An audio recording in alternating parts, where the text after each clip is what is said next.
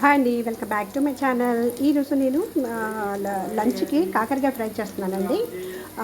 నేను ఎలా చేస్తానో మీతో షేర్ చేసుకుందామని వీడియో పెడుతున్నాను. ఫస్ట్ కొంచెం చింతపండు రసంలో ఉడికించుకున్నాను అనమాట. స్లైసెస్గా కట్ చేసుకొని చూడండి, చిప్స్ లాగా కట్ చేసుకొని పసుపు కొంచెం ఉప్పు కొంచెం వేసి ఒక 5 నిమిషాలు ఉడికించుకున్నానండి. తర్వాత నీళ్ళంతా వంపేసి దానికి మసాలా ఏం పెట్టించానంటే శనగపిండి కొంచెం, బియ్యం పిండి కొంచెం, కారము, పసుపు, ఉప్పు, కొంచెం ఇంగువ, ఇవన్నీ చక్కగా మిక్స్ చేసుకొని పొడిగానే అనమాట, తడి లేకుండా, వాటర్ వేయకుండా. సో తర్వాత దాన్ని ఇలాగ ముక్కలకి పట్టించాను అనమాట. పట్టించేసి షాలో ఫ్రై చేస్తున్నానండి. ఒక బ్యాచ్ అయిపోయినాక ఇంకొక బ్యాచ్ చేసుకుందాం.